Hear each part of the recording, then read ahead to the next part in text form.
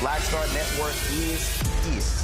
Oh, no punches! I'm real revolutionary right now. Support this man, Black Media. He makes sure that our stories are told. Thank you for being the voice of Black America, Roland. Stay black. I love y'all. All momentum we have now, we have to keep this going. The video looks phenomenal. See, there's a difference between Black Star Network and Black-owned media and something like CNN. You can't be Black-owned media and be scared. It's time to be smart. Bring your eyeballs home. You dig?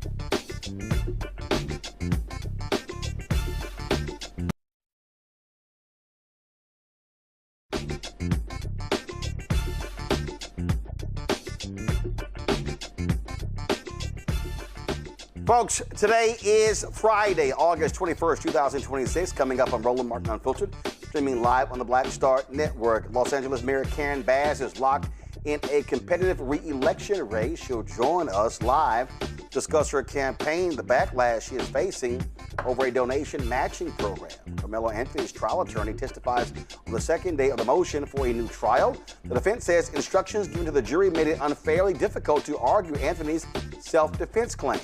The racist Trump administration is attempting to erase black history again, this time the U.S. Navy, by considering renaming a aircraft carrier after an African-American after Trump, who never, ever served in the military. We'll be joined by a family member. A black North Carolina woman gets detained for refusing to give over her Ring camera video to police. We'll show you what happened. Plus, we'll show you the body camera video of an Arkansas cop who is now on leave after pointing his weapon to the head of an unarmed black man. And why are Republicans still crying over Senator John Ossoff calling out Donald Trump's female aide, Natalie? They're so weak. Such snowflakes. It's time to bring the funk on Roland Martin Unfiltered on the Black Star Network. Let's go. Whatever the miss, he's on it. Whatever it is, he's got the scoop, the fact, the find. And when it breaks, he's right on time and it's rolling. Best believe he's knowing. Putting it down from sports to news to politics. With entertainment just for kicks, he's rolling. It's on go, roll, y'all. It's Roland Martin, yeah. Rolling with Roland now. He's funky, he's fresh, he's real, the best. You know he's Roland Martin now.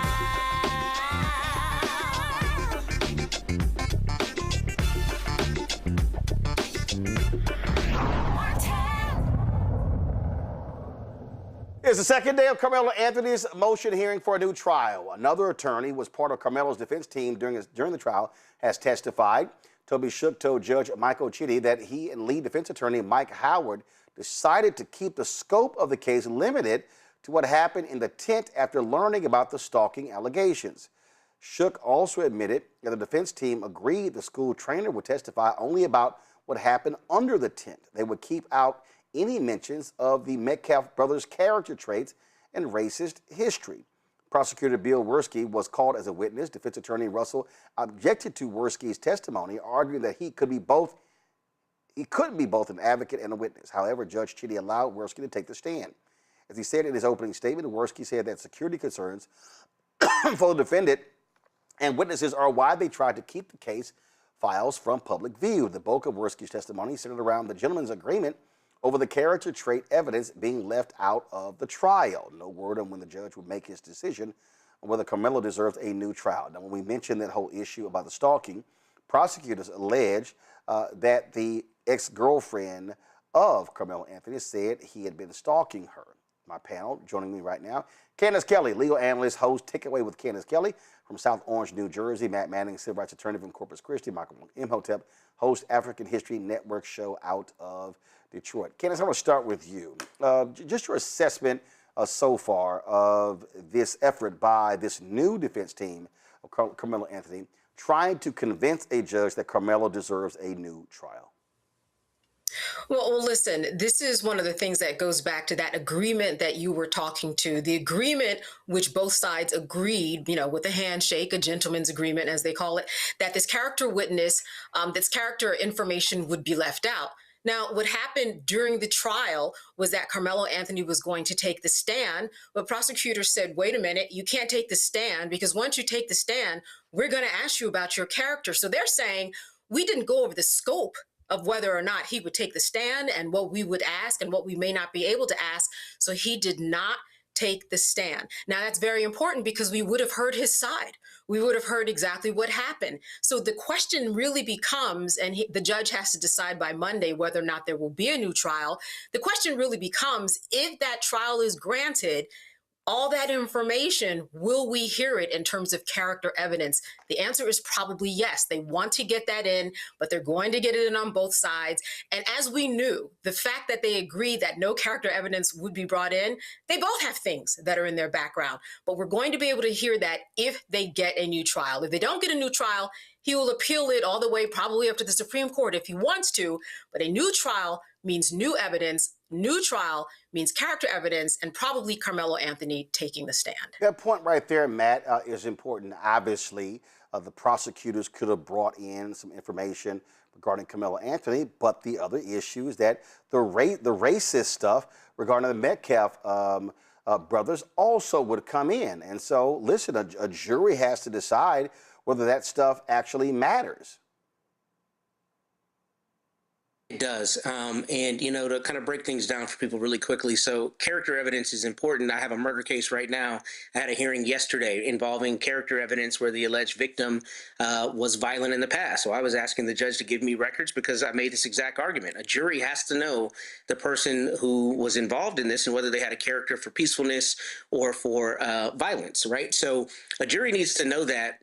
Now, I will say what I think is going to be a little problematic and maybe difficult is if they had a gentleman's agreement, is really going to be a question for the judge of weighing trial strategy and basically trial by consent, meaning did y'all consent to not bringing these character issues? And if your attorney consented that, I mean, the judge can still make the decision on one of the 8 grounds under our Texas Code of Criminal Procedure that allows for new trials. But, you know, he might determine, look, you decided not to put on this evidence. It's not that you didn't have the evidence, you elected not to put it forward.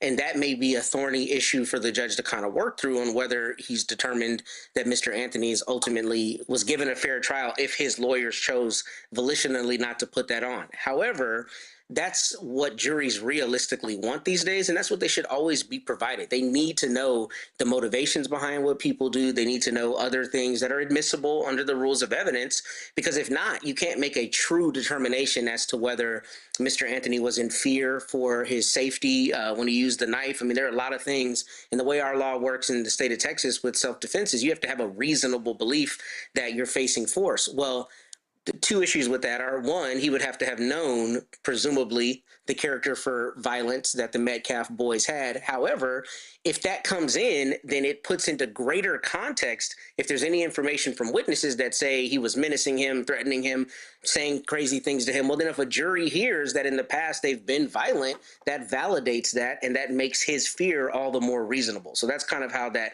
character evidence would be used here, and exactly why I don't understand why his defense attorney didn't put it in, but I suspect they were probably concerned about the racial overtones and they were trying to try as clean a case and not getting into extraneous things. But we'll see what the judge determines in terms of whether Mr. Anthony got a fair trial, you know, by not having that evidence put into the trial. But the thing here, this is for Matt and Candace, is both of your lawyers. I mean, bottom line is this here.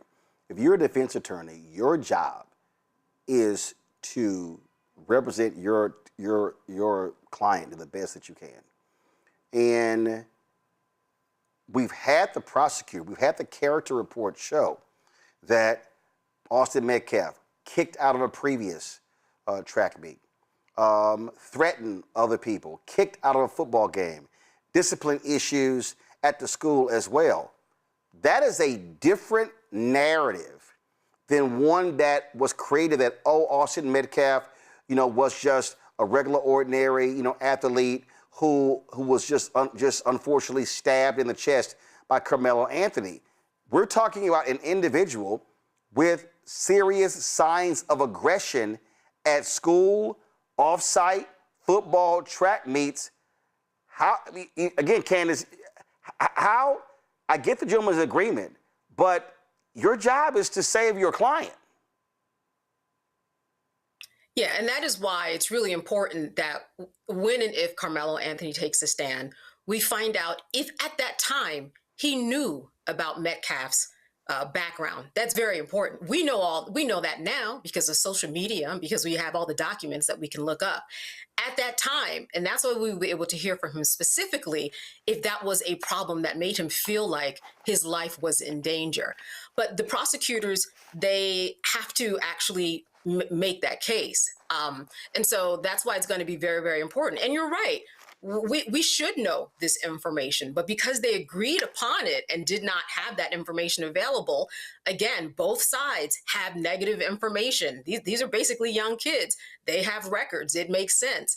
And like Matt said, you try to keep that information out so it doesn't displace the core argument of what you're trying to do. And race, as we know, and racism always will do that. Or if you're looking at Karmelo Anthony and stalking, is that fair to determine whether or not at the time under that tent, he feared for his life enough to fear that and act in a way that he defended himself in the way that he did. So this agreement is important, which is why we're hearing the details about it. And it's going to look totally new when, he goes through the appeals process or he's granted a new trial. Matt, explain to people how difficult it is in Texas to get a new trial. It's difficult. It is extremely difficult because judges usually want to not upset the decision of the jury, right? We give great credence to what a jury does. Now, certainly we have it on the books where a judge can set it aside if the verdict is contrary to the law and the evidence. There are a number of other things, if jurors are improperly contacted, I believe, and some other issues regarding misconduct on the part of jurors or misconduct, I guess, also on the part of the prosecutor, particularly if you have Brady or Michael Morton, which is our state defense law issues, where something comes out after the fact that a seminal piece of evidence was not given to the defense. I mean, there has to be that safeguard to ensure that people get a fair trial. But I think what's going to be difficult about this determination for the judge is this is going to fall into, is this permissible trial strategy, or did his team were they just completely ineffective and did not defend him?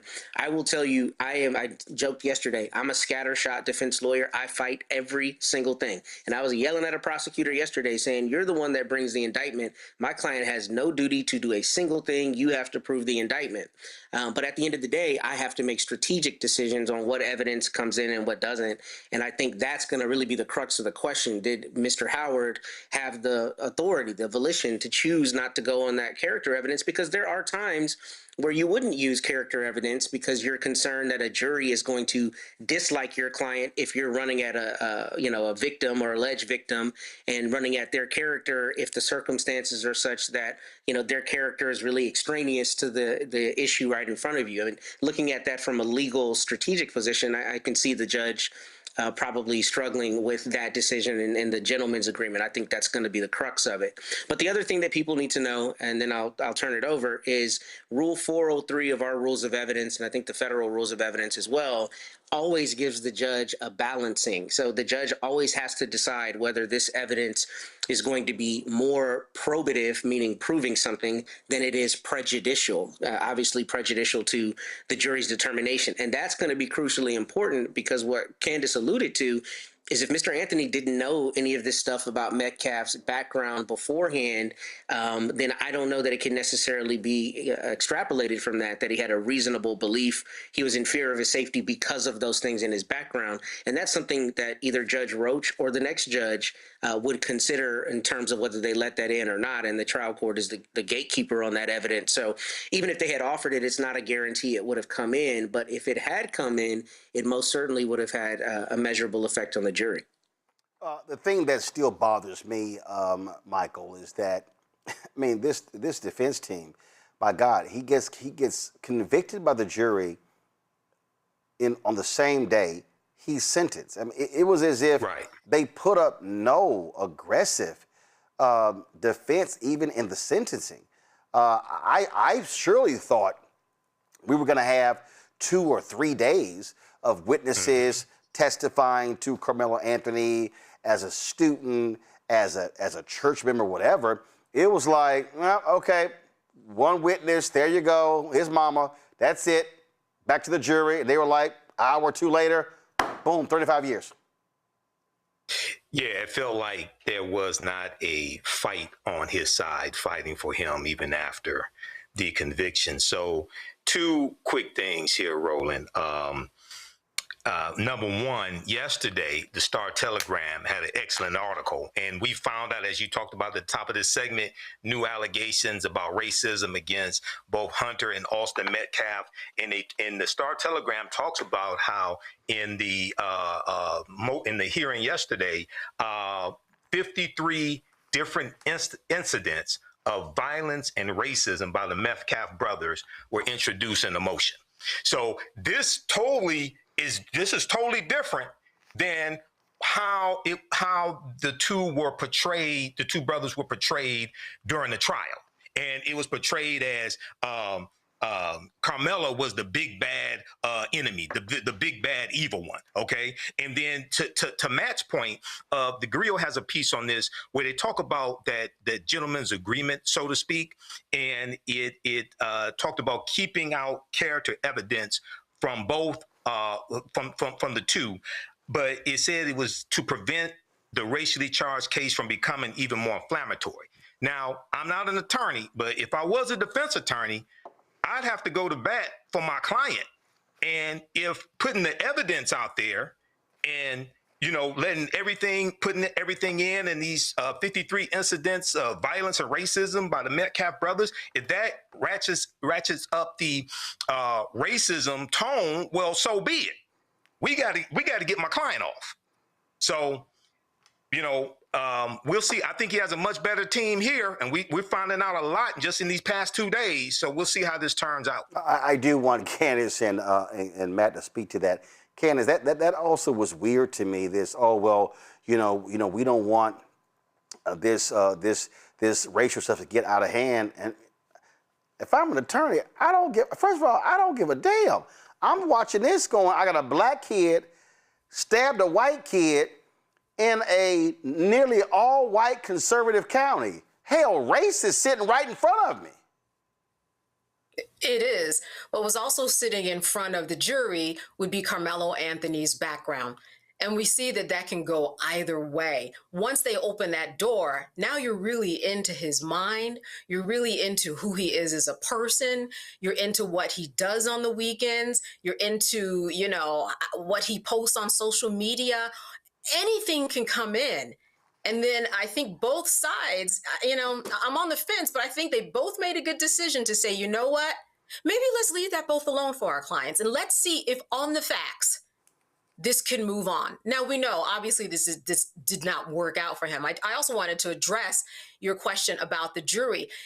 This really is interesting because the jury, they decided they made their decisions very quickly. Then they did the sentencing very quickly. And this is because they were so overwhelmed that this was his intent to do what he did and that he was so guilty that they didn't need any more time. And this is why I think these defense attorneys have such an open door to come in and say otherwise. We haven't even talked about that judge that already made the determination that this is exactly how the trial was, so that it was a good outcome. And we know that this is not done. We know that those people who find themselves found guilty, they can appeal all the way up to the Supreme Court, like I said. So for the judge to put some finality on that was wrong, unfortunate, and he should be more than recused from this particular case. But we have all these things going on with all types of new information. He needs a new trial. He needs a new trial to really work this through. He can probably get some place on an appeal, but he needs a trial so that we can find out the why, to get inside his head. That's what was missing in this whole trial. Matt? Yeah, I mean, I don't know specifically what you want me to speak to, but I'll tell you a couple things. So well, no, I want to speak to this idea of, hey, let's not do this because we don't want to raise the racial tensions. They were already raised. Yeah. So I understand strategically why you might be cognizant of that. I mean, to be straight up, right? Especially all white rural Texas, or that's not really rural, but all white county, wealthy county in Texas. I can see how a lawyer in a vacuum would be concerned about that. However, to your point, I tried a case in May. It involved black defendants and a black alleged victim. The N-word was involved, and I ran straight at it because the truth of the matter is juries want to see the sexier evidence. I mean, let's just be honest about it, right? And I don't think you need to be campy about that. I don't think you need to be dishonest or disingenuous, but I don't think you need to run away from something like racial tensions. I think you need to be strategic and use them where they're appropriate, but I don't think you need to do something like this, especially because from the character evidence standpoint, what Metcalf was saying was racially charged stuff. So it's not just a white kid and a black kid. It's a white kid with a history of saying racially charged things, particularly about black people, right? So if your defense is rooted in the idea that Mr. Anthony was afraid for his safety and that Metcalf was menacing him inside that tent, a jury certainly needs to know that Metcalf holds, racist views on black people. And therefore, if there's environmental testimony, because I know Mr. Anthony didn't testify, there's environmental testimony that he was saying hateful things to him or otherwise menacing him, it would be in conformity with his character. So that's precisely why you would offer this evidence, and that's why you would beat that drum fully. And you would hope that even white people who may not be your perfect prospective juror would look at it and say, yeah, I think Anthony was reasonably in fear of his life because this kid who's known to have racist views and say hateful things against black people was there menacing him in that tent. I mean, those two things marry with each other, and I would have beaten that drum, as long as the day was long, because that's what you have to do for a jury to really look at the reasonableness of his use of force. So I don't understand why they chose to do that, but it looks like his new team is really running full speed at the ineffective assistance of counsel. I'm just concerned that the judge is going to say they made a trial strategic decision not to include this evidence, and a lawyer gets a pretty wide latitude on ineffective assistance of counsel, and that's going to be the biggest hurdle in my eyes for them to get over. All right, well, folks, it continues, and so we will continue to cover this as it develops. All right, got to go to a break. We come back. We'll be talking with the mayor of Los Angeles, Karen Bass. She's running for re-election in a tight race. We'll talk about what she is going to do to win re-election as the mayor of Los Angeles. You're watching Roland Martin Unfiltered on the Black Star Network. All right, folks, let me get personal for a second. My mom had questions about her Medicare, so she called Chapter, a Medicare advisory company, and she texted me right after saying it's a great benefit. It was easy. A real person walked her through the whole thing, and now she understands better what's going on. But it's not just her. A woman in Yonkers wrote in saying the process was so simple, the enrollment was easy, and she was so glad she called. Then there's Marilyn, 90 years old, in Florida, living on Social Security. Her premium climbed every single year north of $400 a month for coverage she could barely afford anymore. So what does she do? She called Chapter. They found her the same top-tier coverage for hundreds of dollars less. 90 years old, and finally somebody in her corner. I hear stories like that again and again from our community. The Medicare system was not built to work for you. Too much fine print, too many plans. Yet Chapter's advisors are independent and honest, the only Medicare advisors that compare every plan nationwide. They're focused on one thing, what actually works for you. If you're already in the right plan, they'll tell you. No games, and people who switched with Chapter saved an average of $1,100 a year. All it takes is 20 minutes. You talk to a real person, and it's completely free help. So call Chapter at 724-264-8281, 724-264-8281. That's Chapter. Let me ask you a question. Why do so many people seem to think they know black men so well? What they think we want, what they think we need. Hell, they even tried to tell us why and how we voted, but never had a conversation with us. Never asked us how we felt, what brings us joy, what makes us angry, what makes us scared. How do we live? That's what this show is about. No translation, because we don't need anybody speaking for us. We can speak for ourselves. This will be a show where we bring brothers on that you don't see on every other talk show. Nope. Brothers that are doing work in local communities with black men for black communities. We're going to hear each other and try to understand so perhaps we can move forward together. No translation, because we don't need anybody speaking for us. Nope. What we need is each other. No translation, right here on the Black Star Network. Check it out.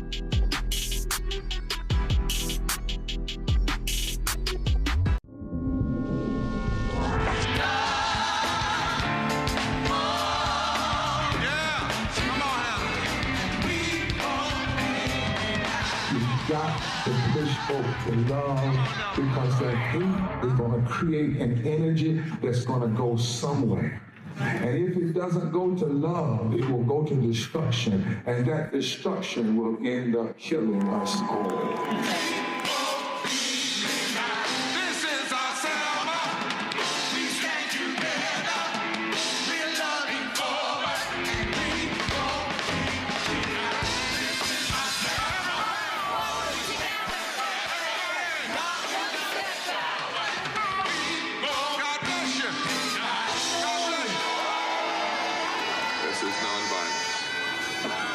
Now, we want to remember folk that have been shot, remembering Alex, and Sister Good, and all of the folk that have died that we don't even know about.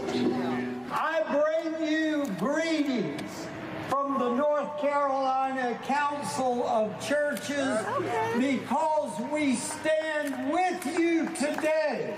Amen. Because we love strong public education for all of our people. Not loving immigrants would mean that you do not love yourself. One of the ways to love forward is loving immigrants. The cruel and deadly policies by people in our state and federal government are making us feel very tired. We are so tired of being scared for our lives. We are tired of being treated as disposable.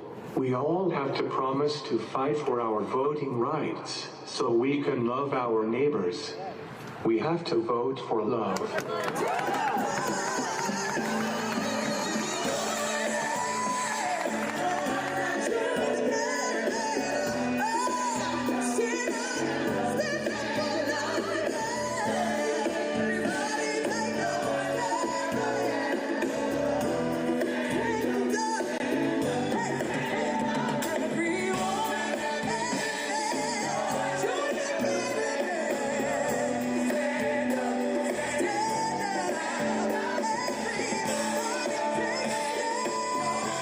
Something's happening, y'all.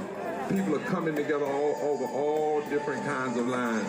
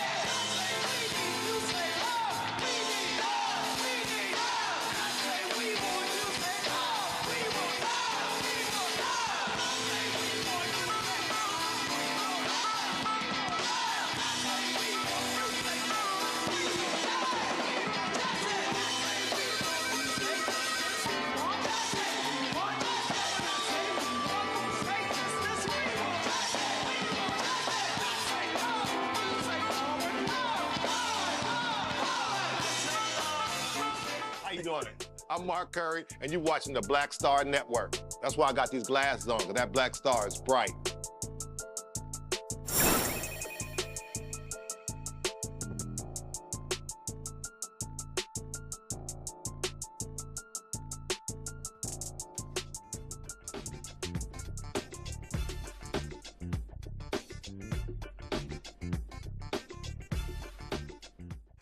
Folks, former Congresswoman Karen Bass has finished her first term as mayor of Los Angeles, and she is in a tight re-election battle. The first round saw her come out on top. That, of course, was involved Spencer Pratt and others as well. But now she is facing a fellow council member in this particular runoff.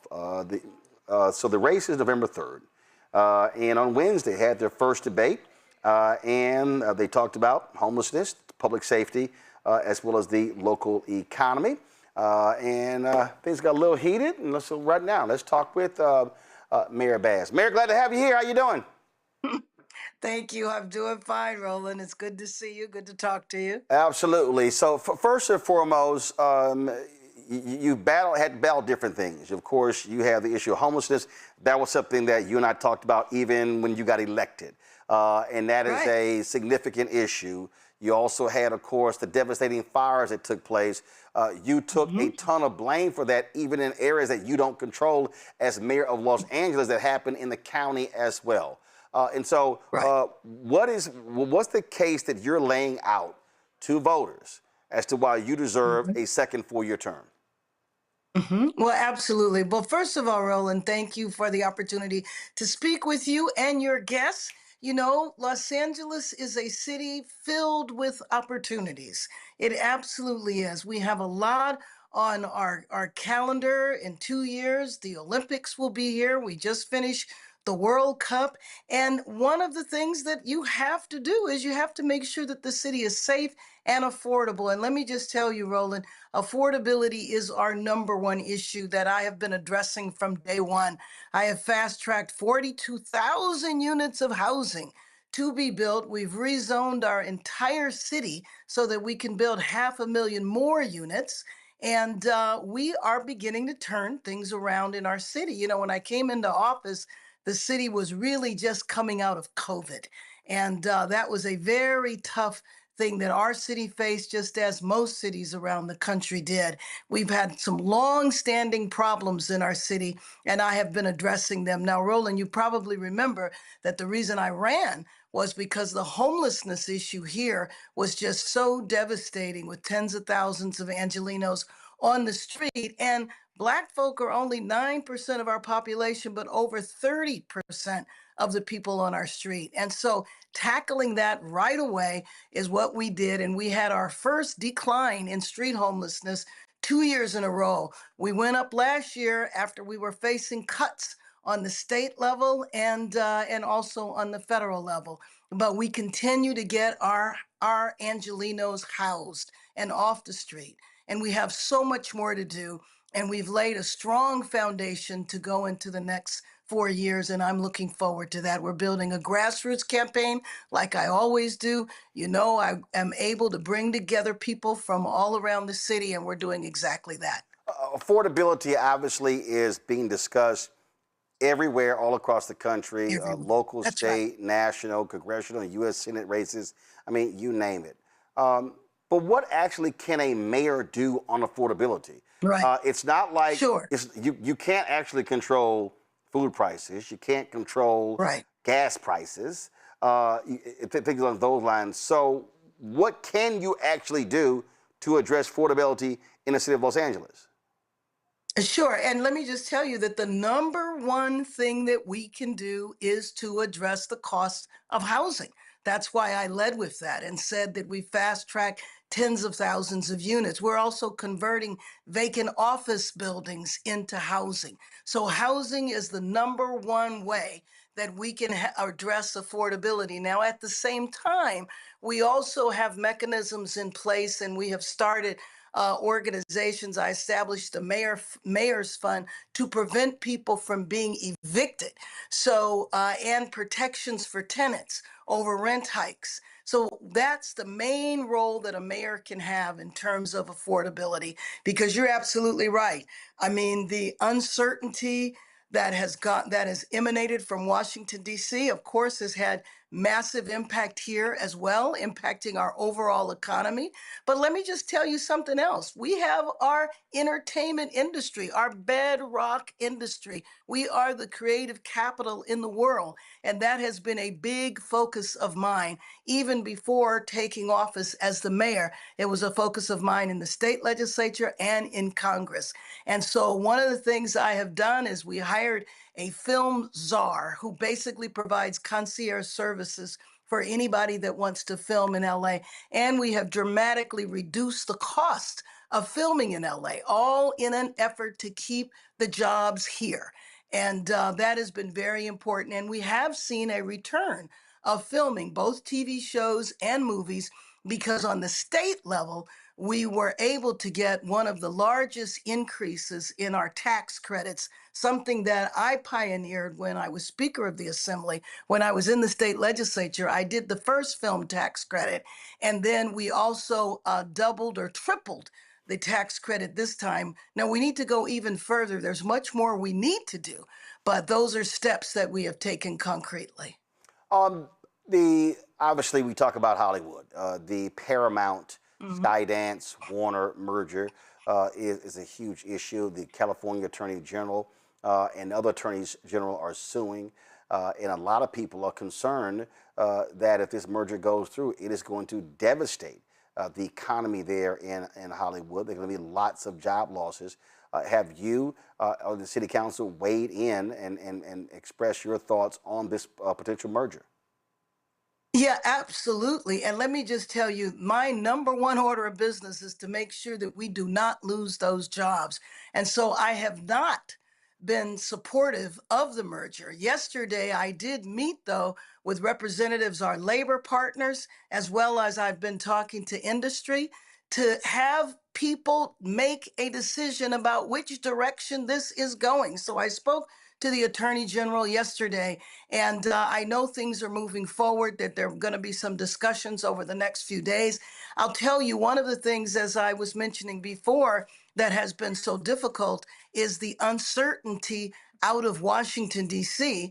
with the White House, but we have uncertainty here over this merger. So I don't want to see any policy or any merger go through that is going to create massive job loss, but we do need to end the uncertainty now. Campaign funds are obviously a critical issue. And so I saw this story, and I'm just trying to figure out what the hell is the issue. So Fox News and other folks have been talking about it. Karen Bass ripped after viral video lays out taxpayer-funded match of campaign donations. Now, it says right here, Los Angeles Super Match Program has been in effect since 1990, and the 6-to-1 ratio took effect in 2019. That's 17 years ago. You weren't even in Congress. You weren't even in Congress 17 years ago. No. So so this is a program that was created in order to fund folks who want to run for office. It's a legal program. Right. I'm trying to figure out what's the drama. Well, let me just tell you, the only candidates who do not take advantage of our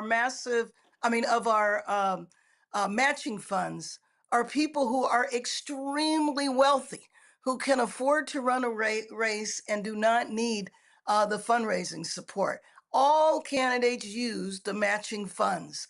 And so I imagine, and I wasn't around when this policy was put in place, but I imagine it was put in place to make it a more democratic process, meaning that it shouldn't just, the democratic process shouldn't just be about who has the most money. And so the matching fund program, again, is a program that all candidates use. Again, taxpayers are not forced to contribute, correct? No.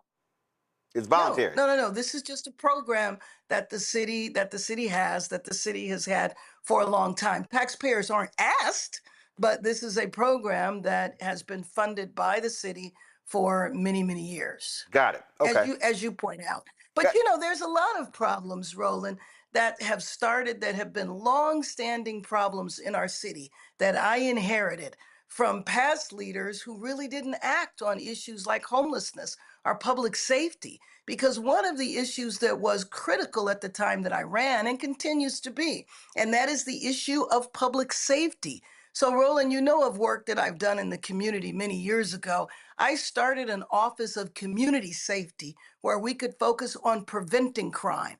If crime happens, obviously you need a police department to respond, but preventing crime from happening, preventing recidivism from happening, working with former young people who were involved in in gangs or other problems in the justice system, getting them involved in positively contributing to our city is something that I have pioneered in the city by having an official Office of Community Safety. Questions from the panel.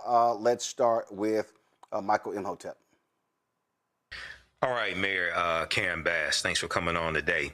So Sure. my question is, back in June of 2025, Donald Trump deployed 4,000 California National Guard troops as well as 700 Marines, and that was against the consent of Governor Gavin Newsom. And he said he was doing this to protect federal personnel, federal property, and ICE facilities against protests. So my question is, how were you all able to come together and heal from that, move on from that, put things back together after the occupation? Because a lot of people don't focus on the fact that when people are afraid to go outside, they don't shop at stores, including Black-owned stores. So that holds Black-owned businesses as well. So can you talk about that some, please? Sure. And by the way, there's a lot of Black immigrants. So a lot of people were impacted by the raids. But one thing that we are fortunate for in our city is that we have a very strong immigrant rights infrastructure. And that infrastructure and those organizations I have worked with for many, many years. Our city was united 100%. There wasn't a crack in our city of anybody supporting the federal occupation and intervention in our city. And it was just completely unnecessary because there was nothing happening here that warranted federal intervention. But, you know, our county is very large. We have 88 cities in it. And one of the things that I started doing immediately was organizing all of the mayors, because the mayors were, a lot of cities were impacted, not just the city of Los Angeles, but we stood strong. We stood strong and we resisted. We had organized protests. And I thought the protests were extremely important that we have, because we had to make it very clear, not just for our city, but for the nation, because we knew this was an experiment that was starting here and it was soon going to go to other cities. And it was important for us to have a united front of rejecting this. Even at one point, I had to go out and personally, in front of the National Guard, tell them to leave. And I did exactly that. And they did leave. But I do have to tell you, though, that these raids continue. The massive occupation is gone, but the raids still continue. And our communities and our neighborhoods are still being harassed and people are still being taken away. All right. Thank you. Candace. Mayor, you had mentioned, first of all, it's good to see you. You had mentioned that over 42,000 housing units are being fast-tracked. What is slow, and then what is the fast track that you are speaking of? How fast would that be? Well, I don't know that if in our city's history we've ever been able to rezone the entire city, making room for 500,000 units. But when I say 42,000 units, I mean they're being fast-tracked through the planning and the permitting process, because within my first 2 weeks of being in office, I signed an executive directive that essentially cut the red tape, reduced the time that permits, through the permitting process. That is what has fast-tracked and expedited the permitting process. Okay, thank you. Matt? And also, out of those 42,000 units that are being fast-tracked, 6,000 are currently under construction. Mayor Bass, good afternoon or good evening. I had a little question as it relates to some clarity I needed on what Roland asked you earlier. So in terms of the Paramount merger, what are the potential job losses? Because as far as I understand it, the real question is basically, do you keep them there so those jobs aren't lost, or are you giving big business, outsized influence through this merger? So what is your thought process with that? I know you had a press conference yesterday, but I don't really see clarity on what the projected job losses are if Paramount leaves as opposed to the retained jobs. So if you could shed some light on that, I'd appreciate it. Sure. Well, it's also the timing, because at a time like this, when we're trying to put things back together. I mean, if you just think about it, the industry had to deal with COVID. And then after COVID, there were the strikes. Then there's just the change in the industry in terms of ownership, but also with artificial intelligence. So there's a lot of change and a lot of uncertainty that is happening. And so the county just released a report about the job loss. And basically, the upshot of that report is that thousands of jobs would be lost if this merger goes through in the way that is being proposed right now. Now, Attorney General Bonta has filed suit. And so in my conversation with him, it's a question of when will a trial happen? When will we know one way or another? Mayor, one of the stories that we have been talking about is the LAPD officer who recorded fellow workers making racist comments. You blasted the decision, a couple of weeks ago, you blasted the decision to charge them. Well, now felony charges have been dropped against that police officer, Daniel Flores. He will now face misdemeanor charges after a backlash over the felony charges. Talk about that, because, I mean, he was recording folks who are there to protect and serve who are making racist comments. Right. Exactly. Well, and that's the thing, is that I had been trying to increase the number of officers that we have in our city because we were having massive retirements. And again, in 2 years, we're going to have the Olympics here. I would rather we beef up our police department rather than have federal intervention happen again. And so we were trying to get the officers hired, but we were having problems with the hiring process, not the recruitment process. We had a very, very large recruiting class, but we couldn't get them through the process. We knew that there were problems happening internally. And when we found out about this, then I made personnel changes, because obviously I don't want anybody in the personnel department that is going to be making racist comments about hiring officers when we want to make sure that our police department is diverse. And so I did not agree with what the district attorney did by charging the felonies. I do not want to suppress whistleblowers. We needed people to come forward. And we had finally gotten to the point where people were beginning to come forward and talk about what was happening that was delaying the process internally. And then the officer gets slapped with felony charges. So that's why I disagreed.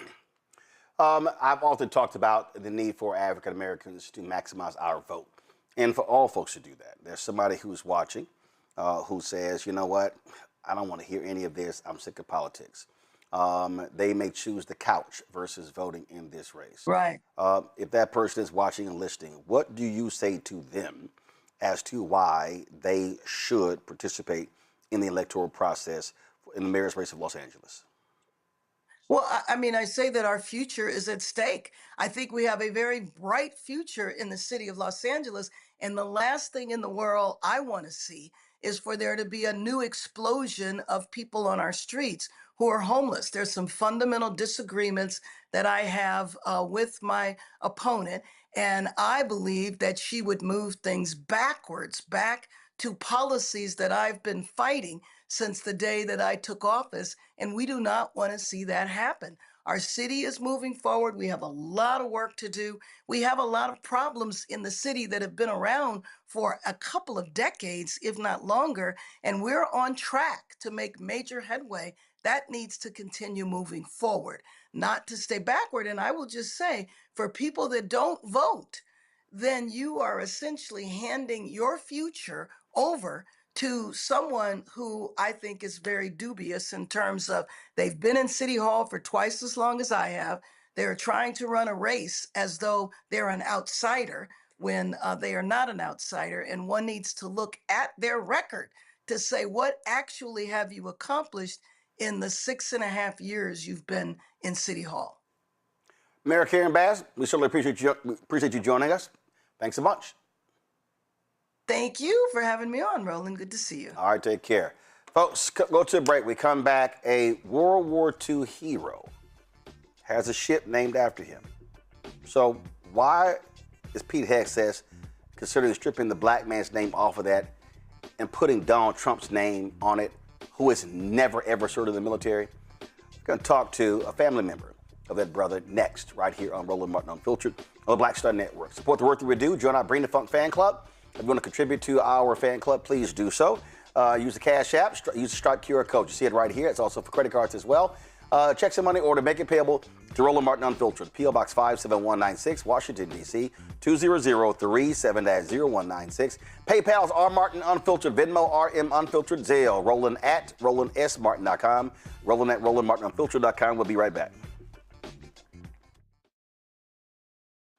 All right, folks, let me get personal for a second. My mom had questions about her Medicare, so she called Chapter, a Medicare advisory company, and she texted me right after saying it's a great benefit. It was easy. A real person walked her through the whole thing, and now she understands better what's going on. But it's not just her. A woman in Yonkers wrote in saying the process was so simple, the enrollment was easy, and she was so glad she called. Then there's Marilyn, 90 years old, in Florida, living on Social Security. Her premium climbed every single year north of $400 a month for coverage she could barely afford anymore. So what does she do? She called Chapter. They found her the same top-tier coverage for hundreds of dollars less. 90 years old, and finally somebody in her corner. I hear stories like that again and again from our community. The Medicare system was not built to work for you. Too much fine print, too many plans. Yet Chapter's advisors are independent and honest, the only Medicare advisors that compare every plan nationwide. They're focused on one thing, what actually works for you. If you're already in the right plan, they'll tell you. No games. And people who switched with Chapter saved an average of $1,100 a year. All it takes is 20 minutes. You talk to a real person, and it's completely free help. So call Chapter at 724-264-8281, 724-264-8281. That's Chapter. Let me ask you a question. Why do so many people seem to think they know black men so well? What they think we want, what they think we need. Hell, they even tried to tell us why and how we voted, but never had a conversation with us. Never asked us how we felt, what brings us joy, what makes us angry, what makes us scared. How do we live? That's what this show is about. No translation, because we don't need anybody speaking for us. We can speak for ourselves. This will be a show where we bring brothers on that you don't see on every other talk show. Nope. Brothers that are doing work in local communities with black men for black communities. We're going to hear each other and try to understand so perhaps we can move forward together. No translation, because we don't need anybody speaking for us. Nope. What we need is each other. No translation, right here on the Black Star Network. Check it out.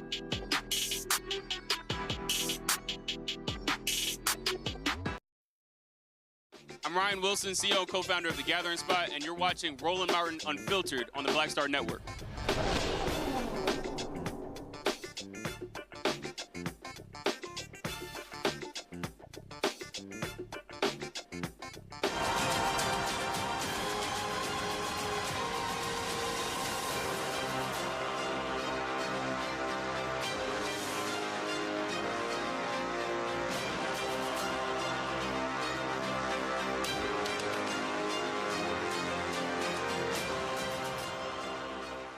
Well, the hits keep on coming. Donald Trump and MAGA's attempt to erase black history never seems to end. There are reports, and CNN reported this, that the U.S. Navy is considering renaming the future USS Doris Miller aircraft carrier and potentially naming it after the four-time draft-dodging, twice impeached, criminally convicted felon, con man, as well as never served in the military, Donald Trump. This proposal is drawing much criticism from lawmakers and veterans advocates. The Ford-class aircraft carrier, designated CVN-81, was named after Doris Miller during Donald Trump's first term, marking the first time a U.S. aircraft carrier will be named after an enlisted sailor and the first named after a black American. Now, for those who don't know, Doris Miller, native of Texas, enlisted in the Navy in 1939. Because the military remained segregated at the time, black sailors were largely limited to service roles rather than combat positions. Miller served as a mess attendant aboard the battleship USS West Virginia. According to the Navy accounts, on December 7, 1941, during Japan's attack on Pearl Harbor, Miller helped carry wounded sailors to safety, including his mortally wounded commanding officer, after the USS West Virginia was hit by multiple torpedoes and bombs. Untrained on a .50 caliber gun, he then manned that anti-aircraft gun despite, again, no formal training on the weapon. Now, this was the photo that the Navy shot when the family unveiled the plaque commemorating the future Navy ship. Again, this was in January 2020. Now, the CNN report also says that, and here's what go back to my iPad, the Navy is looking instead to rename another warship after Miller, according to one of the sources, and is recommending him for the Medal of Honor, the highest decoration for military valor. The final authorization of the award is up to Congress and approval from Trump. Joining us right now is the great-great-grandniece of Doris Miller, Desiree Mayweather, joining us from Arlington, Texas. Glad to have you on the show. This is... Thank you for having me. We've had to consistently deal with this administration just screwing over black folks in the military. You got Secretary of Defense Pete Hegseth denying promotions for African Americans. They pull the information of Jackie Robinson from websites. Same thing in terms of Medgar Evers from the Arlington National Cemetery website. They removed the portrait of General Davis. It's like it just goes on and on and on. And so, has your family been in touch with the Navy? Has anybody talked to y'all about this CNN report? No, we have been unaware. We haven't been contacted pertaining to this matter. From hearing it, we are, we're upset. We've been fighting hard to get this for my great uncle. And then to know that it's being named after someone that didn't even fight in the services, it's just kind of a dishonor, but we're still fighting hard. Hopefully we are able to see that ship sail one day, hopefully sooner than later, as well as the Medal of Honor following behind it. And so is the family communicating? I mean, how many relatives do you have, and are y'all, what are y'all doing to make sure that the attention stays on his actions and that he followed through on what they promised 6 years ago? So we are a big family, and we go by the saying Miller Strong, and with that, we're just all hands on deck. We're doing our interviews, we're talking to people, we're reaching out to who we feel can help us, so that way we are able to still fight and get this ship sailed. Questions from the panel. First off, Candace. I'm just curious about what those conversations have been like within the family, in terms of specifically, how you found out about this and how you all came together and said, what's going on? What did that look like? Well, we have a family group chat. So probably like most families, it hit the group chat. Got together, came up with a plan, and then here we are. I'm one of the advocates right now, speaking to y'all, trying to get it out. So hopefully everyone watching can go fight for us, speak for us, so that we are able to get, the ship sailed for my uncle under his honor. Michael? And the White House hasn't reached out, or anybody from executive level? No, ma'am. Michael? So my question would be, what is it that you would want us to know about Doris Miller or Dory Miller that it may not be in public? We know that he was portrayed by Cuba Gooding Jr. in the movie Pearl Harbor. We see these various stories from different news outlets, NBC News, CNN, The Guardian.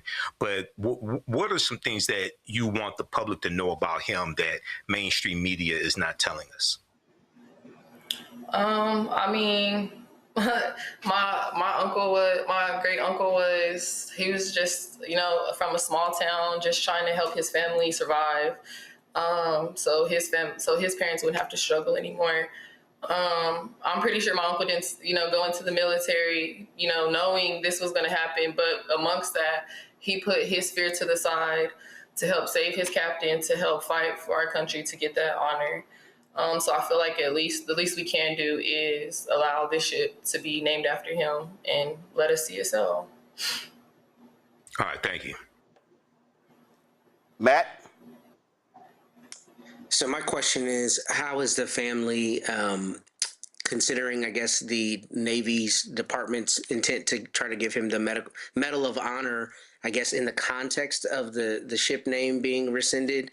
I saw in the article that there was a favorable kind of sentiment for that, but I'd love to hear what the family's thoughts are about the Medal of Honor versus the naming of the ship.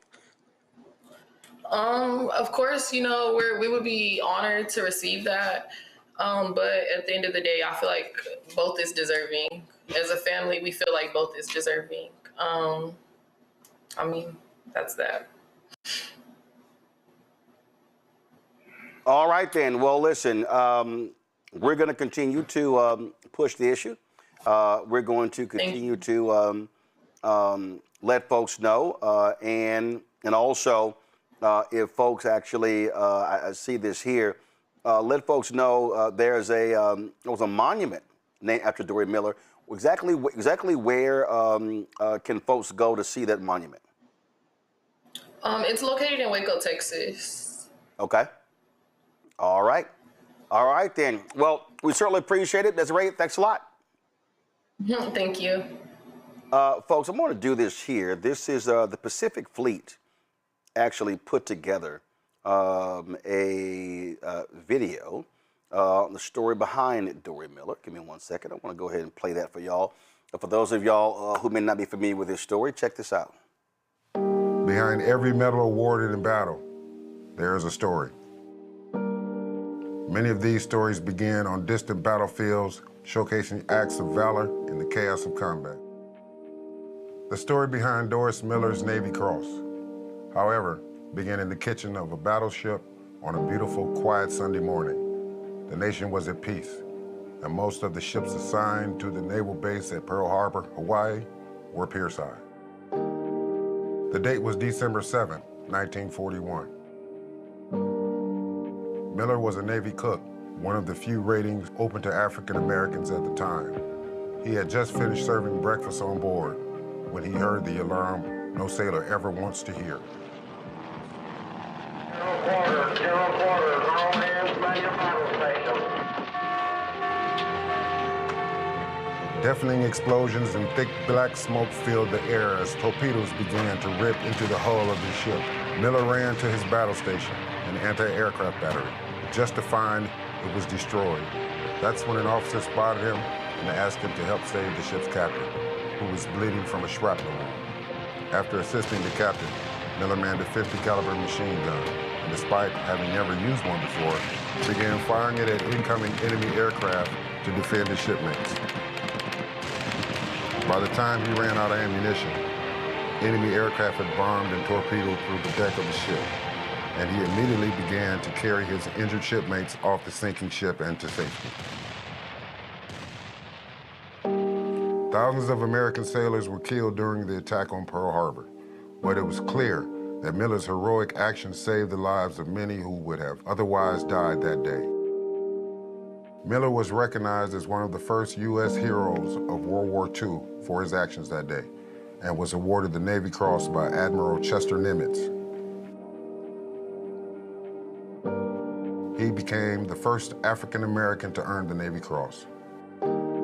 After his award, Miller returned to the fleet and continued to fight. In 1943, his ship was struck by a Japanese torpedo and destroyed. On December 7th, exactly 2 years after Miller's heroic actions at Pearl Harbor, his parents were informed their son was missing in action. While Doris Miller died in battle, his fighting spirit and legacy lives on. His name has come to be synonymous with heroism, bravery, and selflessness. On behalf of the United States Navy, we salute you, Doris Miller, and will never let your story be forgotten.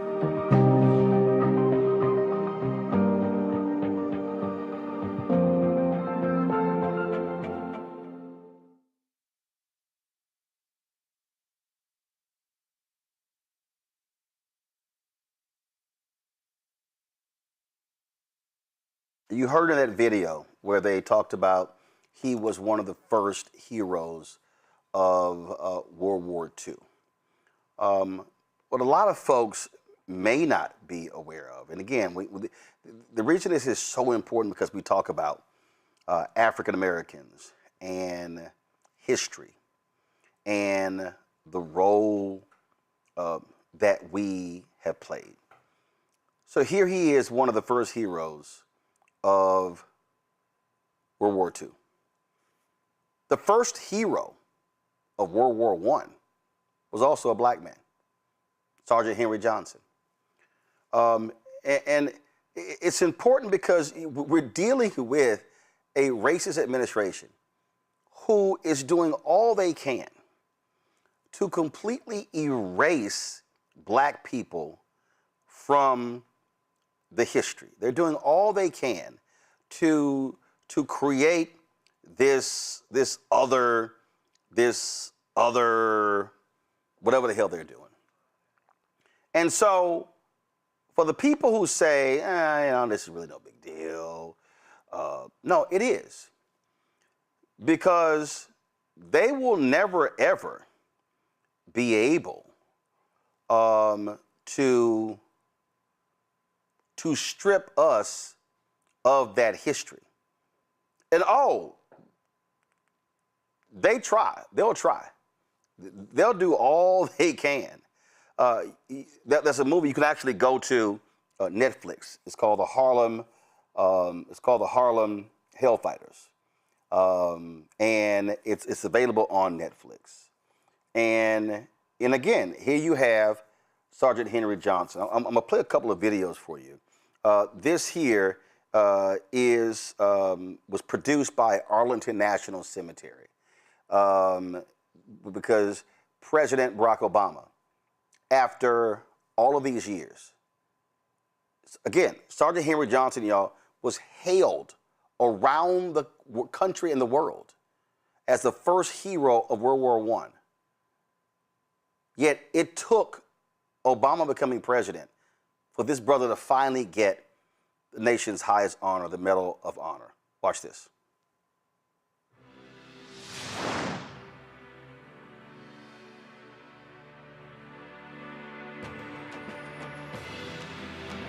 The Medal of Honor is awarded to illustrate acts of heroism above and beyond the call of duty. Over 3,400 medals have been awarded to soldiers, sailors, airmen, and Marines. At Arlington Cemetery, we have 411 Medal of Honor recipients, and that includes the unknown soldiers. The Medal of Honor is a symbol of our nation's gratitude for what these men did. When the United States entered World War I, Henry enlisted. He joined one of only a few units that he could, the all-black 369th Infantry Regiment, the Harlem Hellfighters. And soon he was headed overseas. At the time, our military was segregated. Most black soldiers served in labor battalions, not combat units. But General Pershing sent the 369th to fight with the French Army, which accepted them as their own. Quickly, the Hellfighters lived up to their name, and in the early hours of May 15th, 1918, Henry Johnson became a legend. His battalion was in northern France, tucked into a trench. Some slept, but he couldn't. Henry and another soldier, Needham Roberts, stood sentry along no man's land. In the pre-dawn, it was pitch black and silent, and then a click, the sound of wire cutters. A German raiding party, at least a dozen soldiers, maybe more, fired a hail of bullets. Henry fired back until his rifle was empty. Then he and Needham threw grenades. Both of them were hit. Needham lost consciousness. Two enemy soldiers began to carry him away while another provided cover, firing at Henry. But Henry refused to let them take his brother in arms. He shoved another magazine into his rifle. It jammed. He turned the gun around and swung it at one of the enemy, knocking him down. Then he grabbed the only weapon he had left, his bolo knife, and went to rescue Needham. Henry took down one enemy soldier, then the other. The soldier he knocked down with his rifle recovered, and Henry was wounded again. But armed with just his knife, Henry took him down too. And finally, reinforcements arrived, and the last enemy soldier fled. As the sun rose, the scale of what happened became clear. In just a few minutes of fighting, 2 Americans defeated an entire raiding party, and Henry Johnson saved his fellow soldier from being taken prisoner. And 97 years after his extraordinary acts of courage and selflessness, I'm proud to award him the Medal of Honor. The thing here, and I'm going to go to Michael first. We cannot overlook and ignore how these people are trying to completely erase black people from military history, but also the future history in the military. Pete Hegseth is personally blocking black folks from being promoted, women from being promoted. What these people want and desire is what existed before 1948, when President Harry Truman desegregated the armed forces. What they desire is a white man's military. So many things here, so I'm going to try to keep it as short as possible with this history lesson. But I'm familiar with Sergeant Henry Johnson and the Harlem Hellfighters, the 369th. I teach some of that history. The Harlem Hellfighters also credited with introducing jazz into France as well during World War I also. But I see some similarities here with Sergeant Henry Johnson, World War I, and Doris Miller in World War II, because when you look at Doris Miller, and you mentioned it, and his relative mentioned it also, he was the son of a sharecropper. Okay, well, if you understand the sharecropping system, right, that comes out of racism and trying to find another labor force after slavery ended. Okay, there's a concerted effort that we've talked about on this show from this administration to wipe out the history of African Americans and attack African Americans on all different levels. This is what's happening right now with renaming this carrier ship is another example of that, but it's tied into this system of white supremacy and racism, while at the same time Trump and Hegseth and the rest of these clowns say they want merit. They want a merit-based system. But now Donald Trump is the same one who said that Darlene Graham should succeed Lindsey Graham, and she was just in the Senate debate, said she don't know a damn thing about national security, and we're in a war with Iran. But somehow she's qualified to be a U.S. senator, okay? So when you start looking at this, see, these are the consequences of elections. Lastly, when the brothers who served in World War I, when World War I ends in 1918, the next year, 1919, is known as the Red Summer. So they're met with is about 25 race riots that take place in this country. But these brothers continue to fight back because they're out in the streets defending their community, using their military skills, fighting against these white supremacists. So there's a lot of lessons here, okay, in this various levels. But we see how this white supremacy continues from this administration. This is why these 2026 midterm elections, one of the reasons why they're so crucial. Candace. Well, this is the reason why it's so important to teach history at home, to teach history in the church, because as you said, if not, Black history would be eviscerated without even understanding, how we got here. But certainly we can't take out what we've contributed to this society. I just think it's a good time for people to kind of sit back and realize what is going on, but also how to fill in the gaps. No matter what school you are going to, they are not teaching enough about Black history. They're not teaching enough about any history except for the history that affects white people, especially white men. You mentioned that he wants a white male Army and Navy and military. Yeah, they're also testing testosterone, right?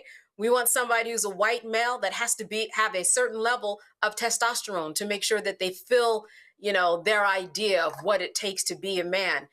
It's crazy. It is crazy, but it also is just another reminder that we have to do our own work and we have to continue to talk about it because they want to disappear us. This is exactly what this is about. And this is exactly how they've been continuing since he has been in office. Keep saying, Matt, elections have consequences. And people need to understand, because Donald Trump is sitting in the Oval Office and not Kamala Harris, these things have been taking place. Pete Hegseth has put back the portrait of Robert E. Lee in the cafeteria at West Point, in the dining hall. Okay? They put back that Confederate. They were so shameful that they went back. So instead of using the Confederate names of the Army bases, they literally went through American history to find a last name the same as the Confederates in order to rename,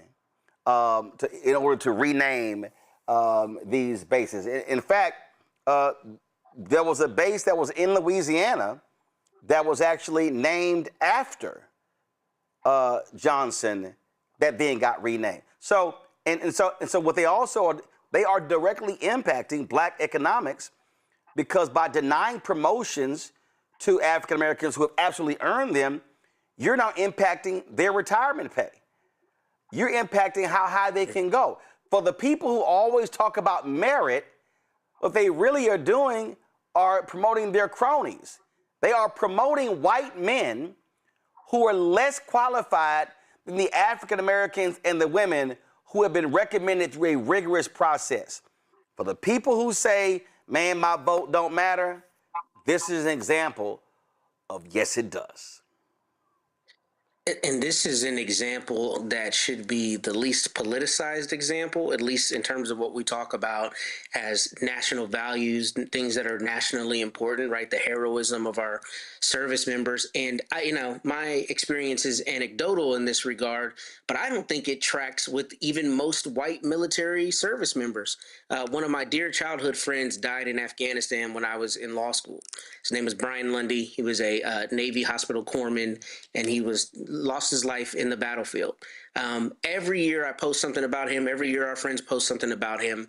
And overwhelmingly, white service people and Hispanic service people and all the other people who have served will just continue to tell me what a hero he is and hold him up. I mean, they would say he's the kind of man, a black man, who should be heralded for his heroism, right?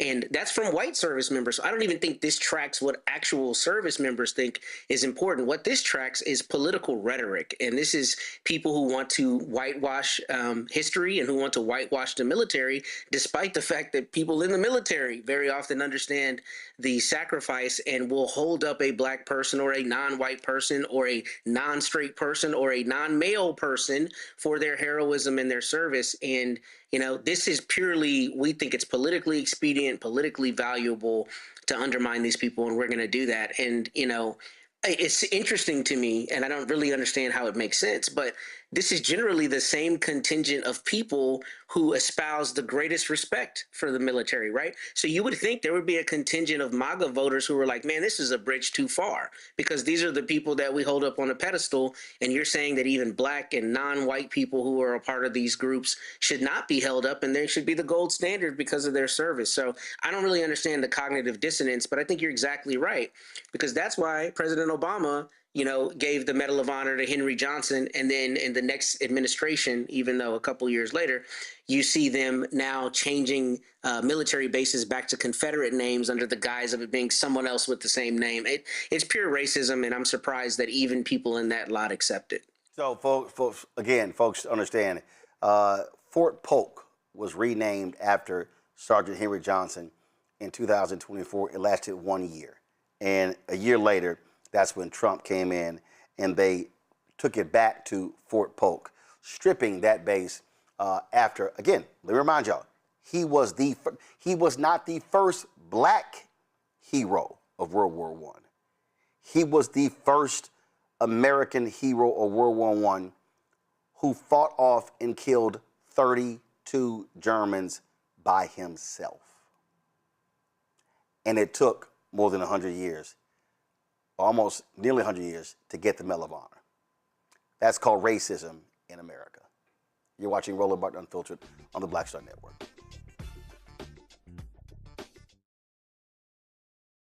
All right, folks, let me get personal for a second. My mom had questions about her Medicare, so she called Chapter, a Medicare advisory company, and she texted me right after saying it's a great benefit. It was easy. A real person walked her through the whole thing, and now she understands better what's going on. But it's not just her. A woman in Yonkers wrote in saying the process was so simple, the enrollment was easy, and she was so glad she called. Then there's Marilyn, 90 years old, in Florida, living on Social Security. Her premium climbed every single year north of $400 a month for coverage she could barely afford anymore. So what does she do? She called Chapter. They found her the same top-tier coverage for hundreds of dollars less. 90 years old, and finally somebody in her corner. I hear stories like that again and again from our community. The Medicare system was not built to work for you. Too much fine print, too many plans. Yet Chapter's advisors are independent and honest, the only Medicare advisors that compare every plan nationwide. They're focused on one thing, what actually works for you. If you're already in the right plan, they'll tell you. No games.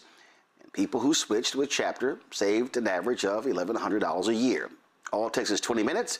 You talk to a real person, and it's completely free help. So call Chapter at 724-264-8281, 724-264-8281. That's Chapter. Let me ask you a question. Why do so many people seem to think they know black men so well? What they think we want, what they think we need. Hell, they even tried to tell us why and how we voted, but never had a conversation with us.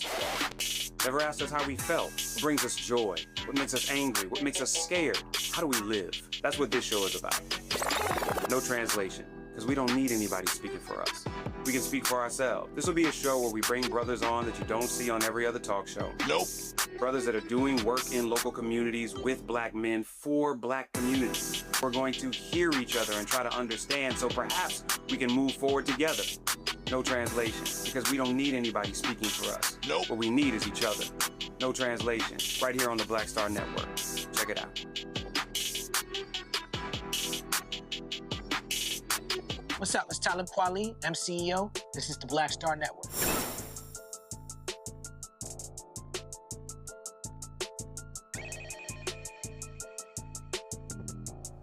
Black conservatives are learning the hard way that being a Republican isn't enough for those racist white folks. Although Congressman Byron Donalds won Florida's Republican gubernatorial primary by a wide margin on Tuesday, he underperformed among some of the state's whitest and most rural places, losing several counties outright to current Lieutenant Governor Jay Collins. Donalds lost 17 counties across Florida, and in 16 of them, at least 92% of Republican voters are white. In counties where GOP members are more diverse, he beat Collins in 39 out of 40.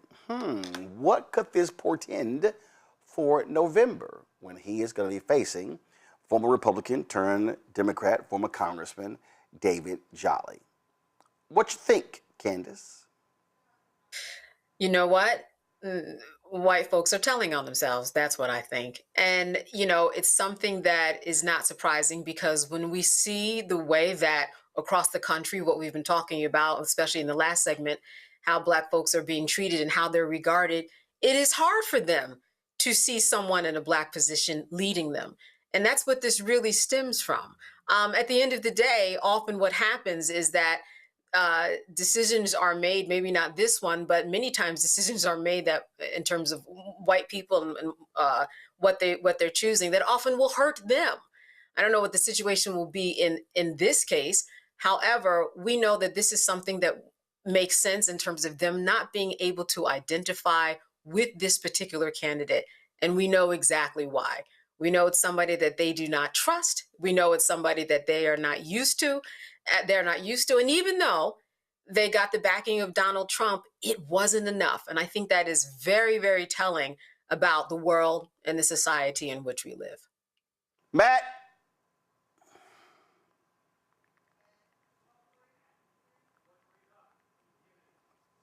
Matt, you want to hit the mute button, Matt? I said, what I'm really baffled by is I don't know how you grow up in Brooklyn and then end up being the MAGA candidate for governor in Florida. That's just wild to me. But in any event, I think Candace hit the nail on the head. I think there are a lot of people who are, whether they'll ever admit it, are subconsciously not okay with a black person leading them, or who subconsciously think he's not as qualified, and therefore that's why they're not going to vote for him. I would say maybe a political reason might be that he doesn't have the same gravitas in their minds as Ron DeSantis, who's leaving, who I think is a nut job. But similar to Trump, I think, has a large contingent of people that like him from a personality standpoint. Maybe they don't think Donald has that juice, but I think the obvious elephant in the room is that this brother does not embody what they expect their prototypical person to look like, and therefore they went in a different direction. But I don't know whether that means he still loses the election overall. I don't know enough about the other candidate to speak educatedly on that. Michael. Byron Jim Crow Donalds. Roland. This is, this is karma coming back on him. He raised $100 million in his campaign, and last time I checked, got only 49% of the vote. Yeah, he won the primary, but how much money he raised, and he still didn't get 50% of the vote? Byron, these white people are just not that into you. I hope David Jolly whoops his ass. I hope David Jolly, former Republican, David Jolly makes a lot of sense in many areas, and makes more sense than Byron Donalds does. All this ass kissing that Byron Donalds has done, endorsed by Donald Trump in red Florida, and he didn't get 50% of the vote. Okay, so it's interesting. I remember, Roland, when you had Byron Donalds on, and he was complaining that he was rejected by the Congressional Black Caucus, if I remember correctly. He wanted to join, and they didn't want him to join. And I remember Joanne Reed talking about how he tried to woo his first wife, the black one, with a fake Jamaican accent, all that stuff. Yeah, okay, Donald. Yeah, all this is coming out. Byron Jim Crow Donalds. Look him up. Well, it shall be interesting. You also have Republican Congressman John James, who's running for governor in Michigan. There was another brother. He ran for a Republican nomination in Minnesota. He got trounced. So has not been a good year for black Republicans. Listen, the reality is Florida it favors Republicans, okay? It favors Republicans. And so Jolly is going to have to really put together a significant coalition in order to win. Democrats have not won there statewide. Nikki Fried was the last one. She's now the chair of the party. She was the last one to actually win statewide in Florida, and so they're trying to put that together. Yeah, but one of the things that is going to have to happen, that they're going to have to understand when you talk about running, and I'm going to pull this up. Let me try to find it, and that is what is interesting on the Jolly side, and then also dealing with Representative Angie Nixon. She was able to bring out voters, and I'm trying to find the graphic. I saw it earlier. I'm trying to find it right now. She was able to bring out voters who were not involved in elections.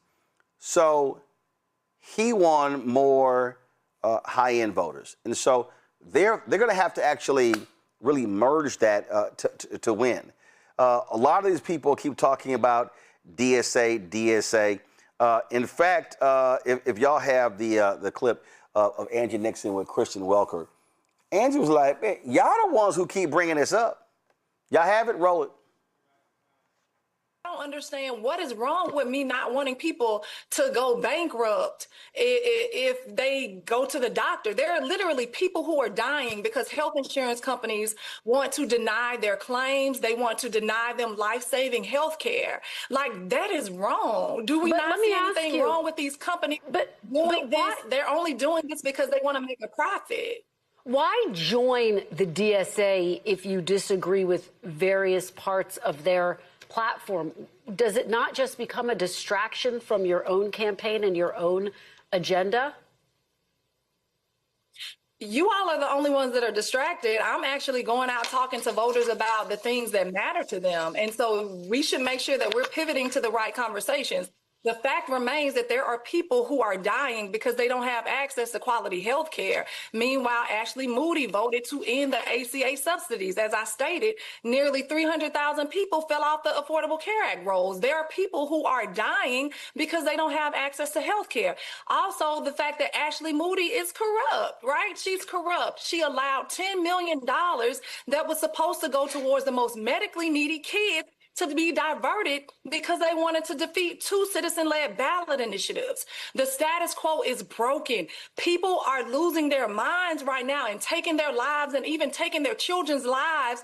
And the people at the top want to stoke division and want to push this hateful rhetoric. At the end of the day, I have always been about the people of Florida, which is why my campaign is Angie for Florida.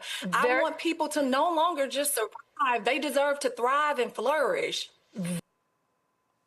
Crushed it.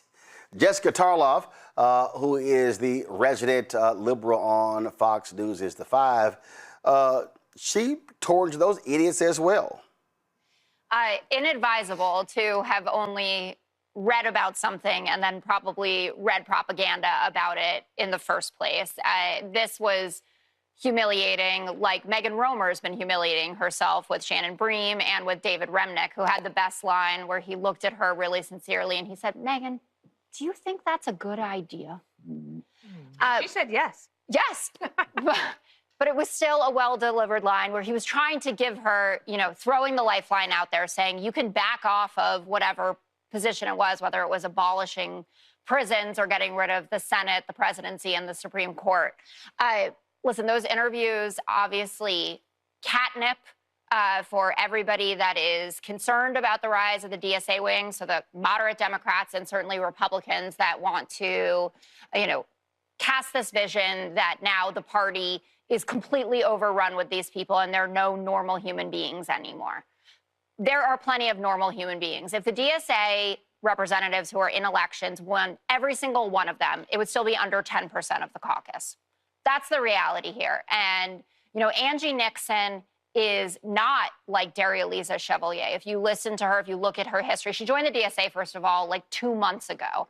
This is someone with a long history of union organizing. She won all of the counties with the lowest income and the least educated people in Florida. That is something that you have not seen in other races with a DSA candidate. Huge amount of Black support, very different. And Abdul El-Sayed, who is going to have a very tough road ahead of him, doesn't even affiliate with the DSA and identifies as a capitalist. So while Republicans, and I understand why you're doing it, are spending all their time running clips of this and, feeding it and feeding it and feeding it, races are shifting only in the Democrats' direction. Texas Senate went from lean R to toss-up, so Jesse should help Ken Paxton out a little more.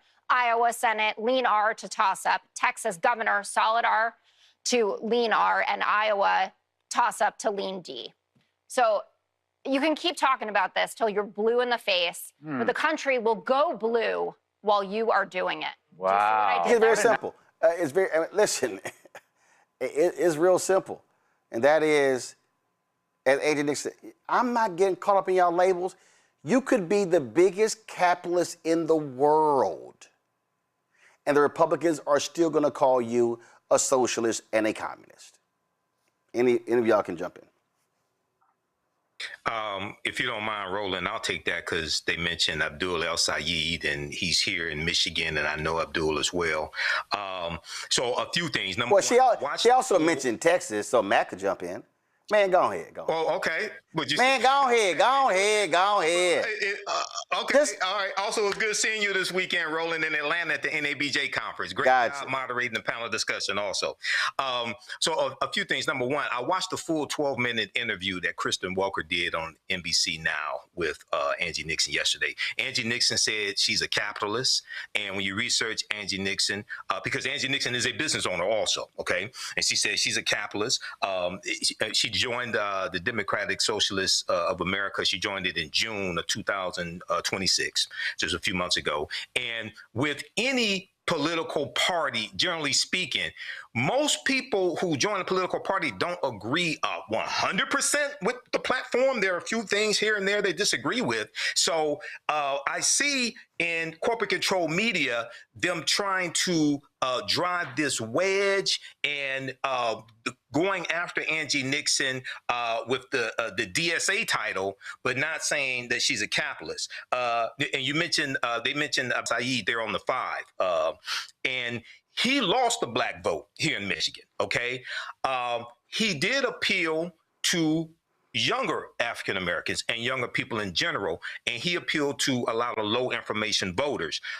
So he has a lot of work to do in the African American community, especially some black people as well as black women who are still upset about the uncommitted movement. Okay, and that's why a lot of them are upset with Rashida Uncommitted Tlaib also.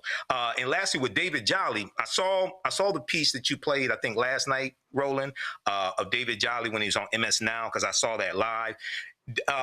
David Jolly talks about how he supports Angie Nixon, but he's going to have to do a better job of answering that question when they say, can they nominate, can they elect David Jolly and Angie Nixon? Yes, Florida can do that. Yeah. Yes, don't say, well, it's up to the voters. No, the answer is yes. Well, but listen, what I'm saying here is what you are seeing, Candace, you are seeing people who are fighters and people and voters are saying, that's who I want. I mean, I'm telling you, this is very reminiscent to me of the rise of the Tea Party Freedom Caucus members. And remember, the Freedom Caucus in the House, it's only about 20 or 30 of them. They're not the majority, but they wield significant power. So I need folk to focus on beating MAGA and not playing media games, getting caught up in titles. And here's what we know. When it comes to somebody like Angie Nixon, the person who has the boots on the ground and is doing the work, people don't care about titles. People don't really even understand titles in socialism, old school socialism, new school socialism. They just see the work and they see the type of work in terms of the clip that we just saw. They also can identify with what she's saying in terms of people do not have money for insurance. People do not have money or time for the algorithm of an insurance company in order to be determining whether they're getting an MRI or cancer treatment that they need. This is why Luigi Mangione was able to plead guilty and mic it off on the state, because he's got so many people that finally found a vessel in him to not see him as a murderer, but make him a martyr, because of all of the disgust that they have because of the system. So when they see somebody like her talking the talk and walking the walk, the label doesn't matter. People just need to know, are you going to make my life easier in this area and that area? And she's doing the work. Matt? You know, when we're mired in conversations about class struggle, and you have the mayor in New York City talk about affordability issues and making buses free and those kinds of things, people are worried about deliverables. I don't think the vast majority of people are thinking that these DSA candidates are walking around waving around the Communist Manifesto and preaching about the proletariat and the bourgeoisie, right? I mean, the reality is they're talking about kitchen table issues, and that's what people are worried about right now. And I think it is a miscalculation to think that you can just reinstitute McCarthyism, say socialist, say communist enough times, and that is going to scare people off of the substantive points. Now, we know not all voters are educated. I have no illusion with that. But clearly, the fact that this is taking root across the country shows that people are more worried about the issues than they are the labels. So I think, going forward, if the Republicans want to push back on that, they need to be more substantive in the pushback rather than merely saying James Tallarico is a socialist or a communist. I mean, even hearing her say that Texas in that Senate race has gone from hard R to a toss-up is crazy, right? Because in my lifetime, we haven't had Democrats across the state, I think, since Ann Richards and around that time. So for that to be a conversation we're having shows you people are looking at the substance, not the labels. And I think that's a good thing. Okay, I am still cracking up at the absolute crash out of MAGA over Senator John Ossoff mentioning Natalie, Donald Trump's aide. I mean, these people are, y'all, they're literally losing it. I saw this video here. Okay, so first, it's a couple videos we're gonna play. Okay, so this was Fox News, and this is, first of all, somebody who really actually didn't like Trump, but then he switched sides. Hugh Hewitt. Listen to him just, oh my God, whining. Please watch the pearl clutching. Well, the Atlanta mayor is true, but what Patrick just said, and I got to correct him, is not. Natalie Harp is absolutely above board. John Ossoff, what he said was repulsive. He's been repudiated by David Axelrod and other serious Democrats. He should apologize for what is true about Atlanta. President Trump left the Secretary of State and the Secretary of Treasury Natalie back in Harp Trump to has take a not different had plane. any relationship with the president. It's disgusting. He didn't say that. He just said he wanted to play with her. To insinuate that is disgusting. Listen, I know you're clutching your pearls, but I mean, it's a little rich after the last 10 years. Do you think it's true? No, you don't. You know it's a lie by Ossoff. You know it's a lie by Ossoff. Did the president take a plane with her? Has said that. Did the president take a plane with her and left the Secretary of State and Secretary of Treasury She back? is a close aide. Yes or no? And if you are going to deal in misogynistic lies, shame on you and the Democratic Party. God bless you, buddy. Francesca, quickly, your thoughts. Boy, they're really wound up. I mean, they're just like, oh my God, how dare you? You want to see senile in action? Here is the Crypt Keeper, Bill O'Reilly, on his show, the sexual harasser, Bill O'Reilly. Oh my God, can't believe John Ossoff. Listen. They're smear merchants. This Ossoff, I would not vote for, I'd vote for Putin over Ossoff. That's how bad this guy Ossoff is. And believe me, if I were President Trump, I'd be combing everything that Ossoff's ever done for doing this. But you don't get any of that from the press. You got ho, ho, ho, ha, ha, ha, but you didn't get content. Yeah, oh my God. We also got Mr. Lufa, Bill O'Reilly. Didn't you have to pay in Fox $32 million in the sexual harassment law case? Yeah, we've already combed over your stuff. Okay, so y'all, then the funny thing to me was these fools got into it. This is, I'm not gonna play all of it because I don't even want to hear all of it. But Bill O'Reilly and Chris Cuomo, they got it onto the Fox News Lite network, News Nation. And I mean, these people are literally losing their minds. Now, you teased Ossoff. I want to get to that. Oh, yeah, go ahead. So you said you'd Ossoff rather is vote running- for Putin. I would. You'd vote for Vladimir Ossoff Putin, who is a murderer. You would vote for a murderer over a U.S. senator. Well, when you frame it that way, I might stay home. Yeah, probably a good call, Bill. Okay. Ossoff goes out there and number one says, Trump, this is Trump's war. He lied about it, but doesn't say what the lies are. I'd like to know what the lies are because I don't know what That they are. were in And then imminent he threat of attacks. getting something, that it would be over in a couple of weeks. That's all. Go ahead. Okay. Maybe that's a miscalculation. It's not a lie. A lie is when you wake up in the morning saying, I'm going to deceive everybody for my own gain. Okay. That's what a lie is.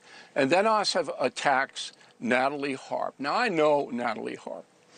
And there is nobody that I know who works harder for this country. She's always on call. Okay? She is a decent human being.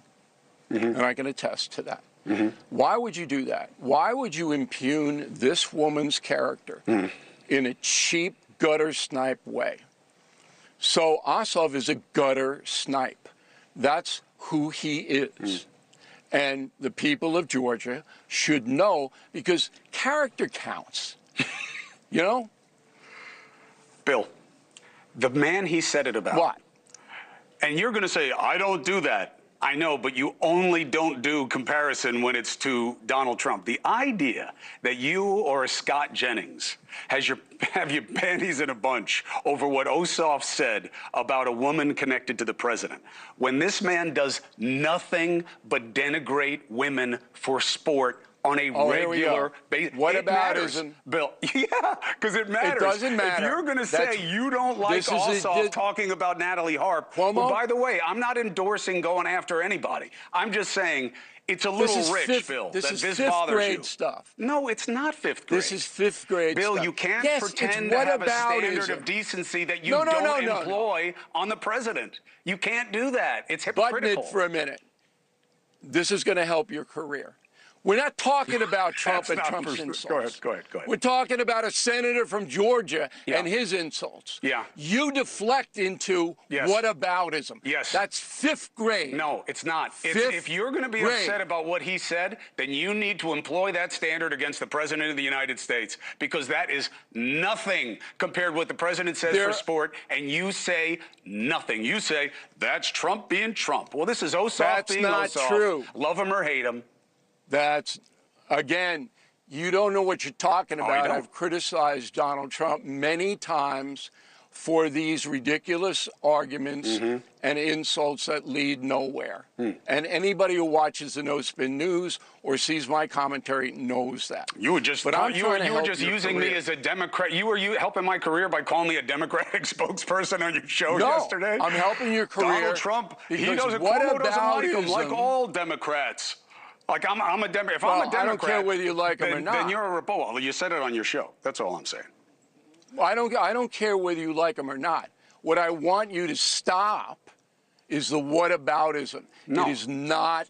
No, comparison matters. If you're going to apply a moral standard or a character standard to one side, apply it to both. That's all I'm saying. You can call it whatever you want. Each situation is different. This woman is innocent. And did you see the news cycle today? That's all you saw. Was this woman? That's because you guys won't stop talking about it because you think it's going to help you put down Ossoff. That's you why. guys. Yeah. Okay. You guys. I'll just point out that when Barack Obama was accused of being born in Kenya, I broke the story about the two newspapers in Honolulu that had the birth announcements. Remind me, who was front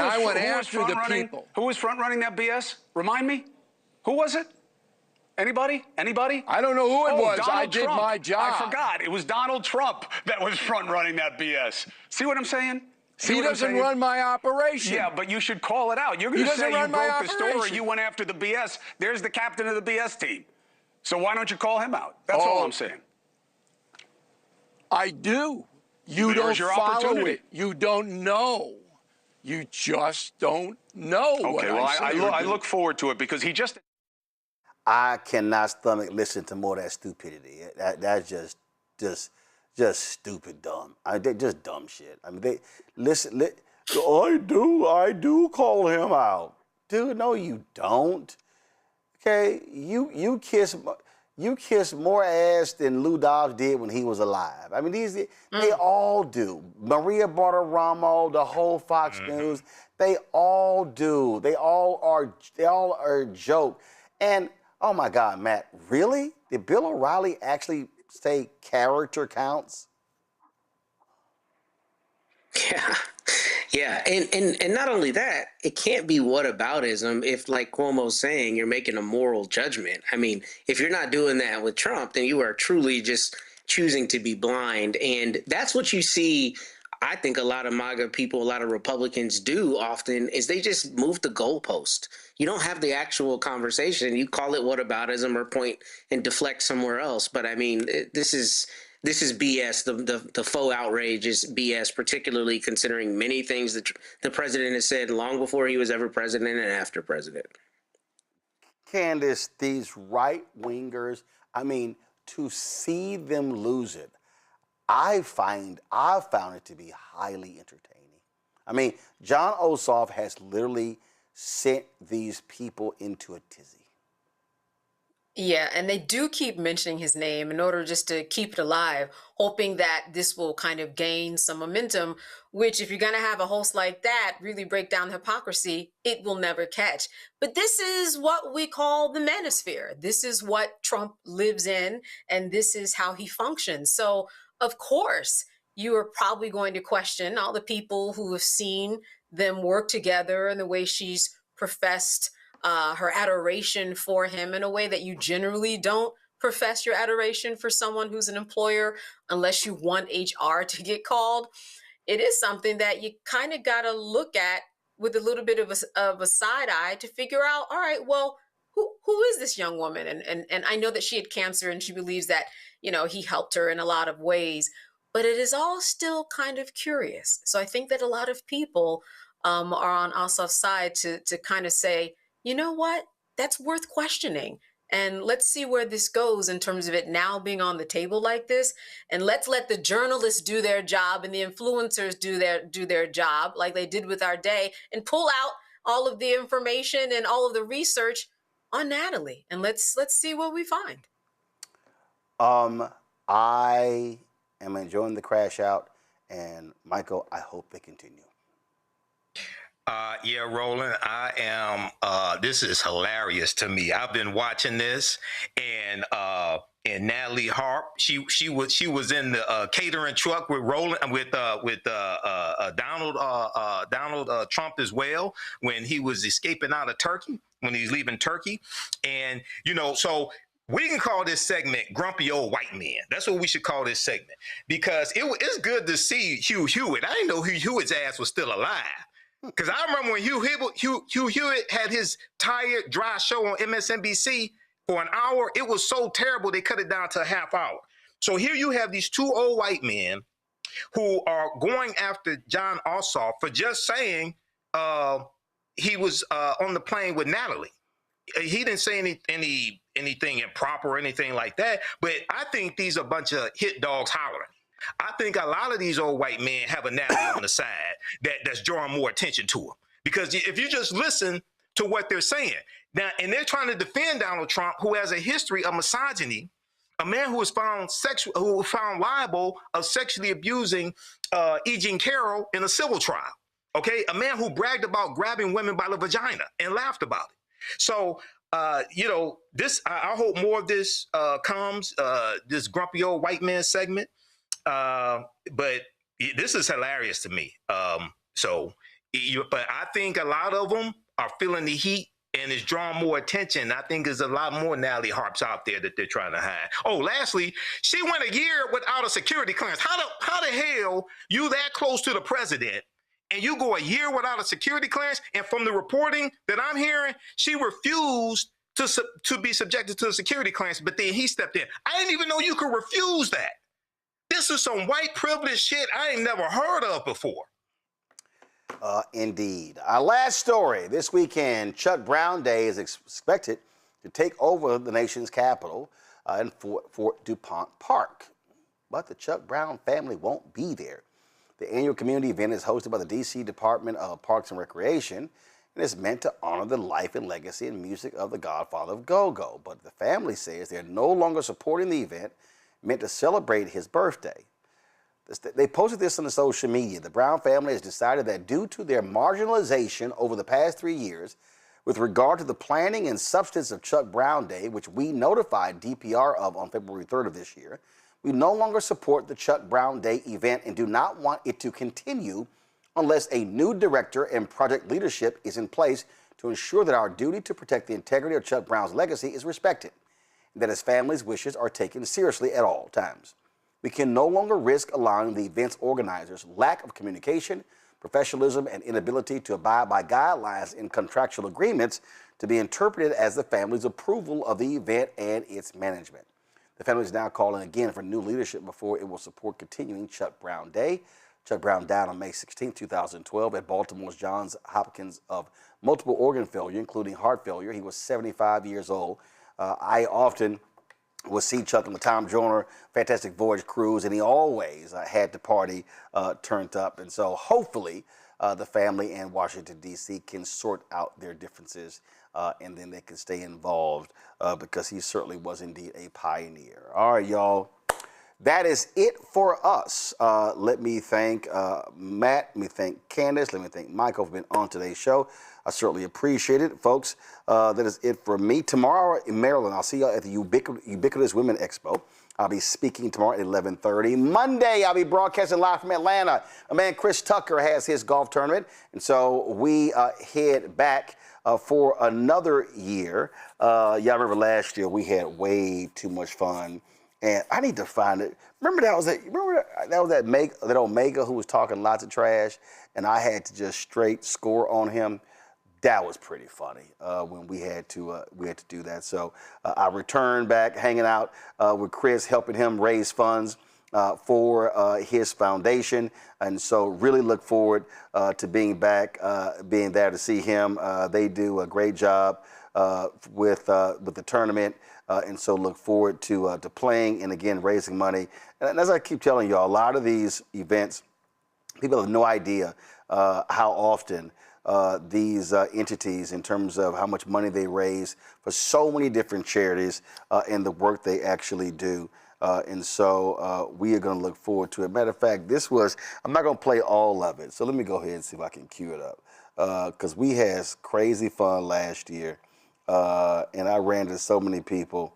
Okay, I think, was this it? Was this it? Because one dude was talking so much trash, and I had to light him up.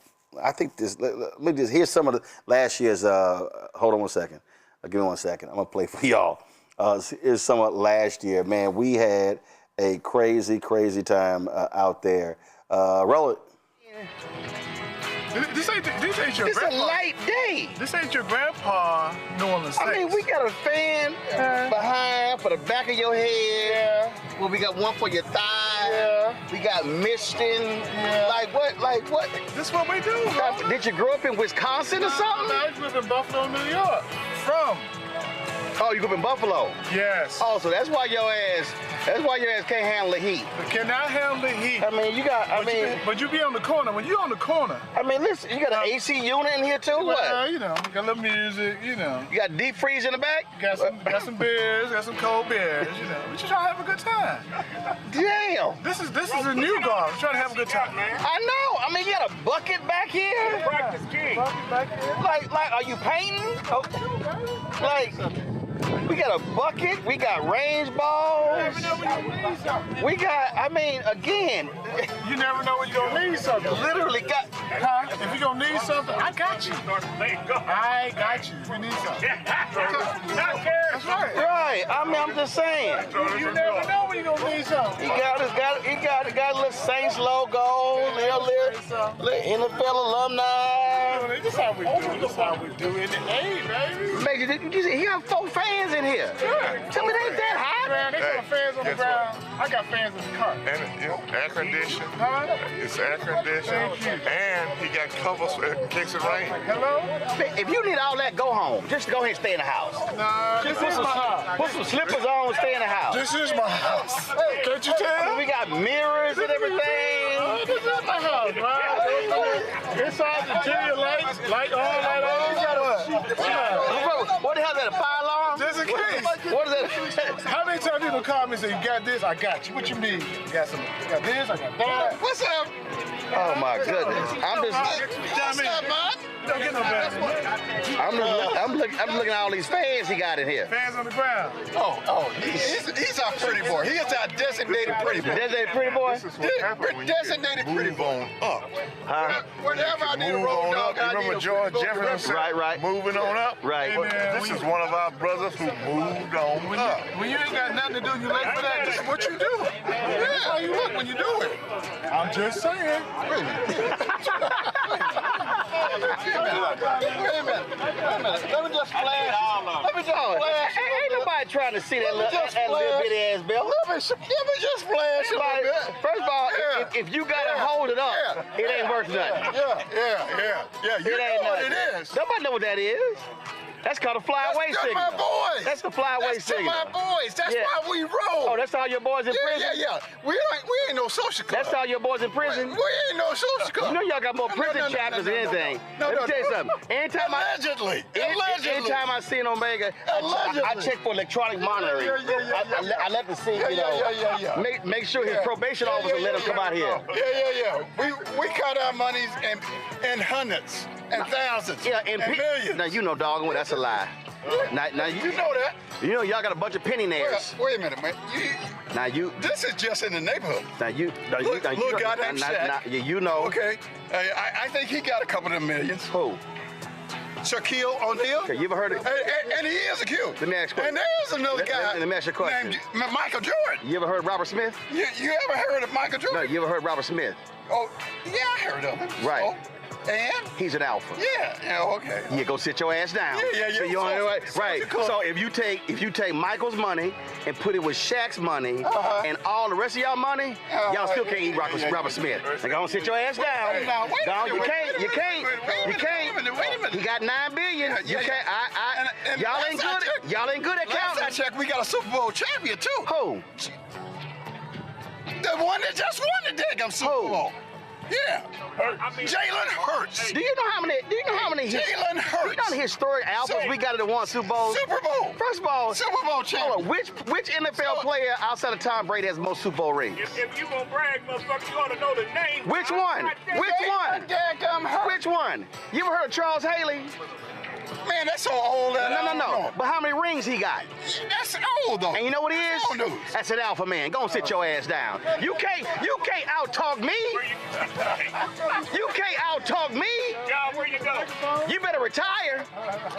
Did you just proudly yell that Thurgood Marshall was an Omega? Did you just say Thurgood Marshall was an Omega? Did I just hear that right?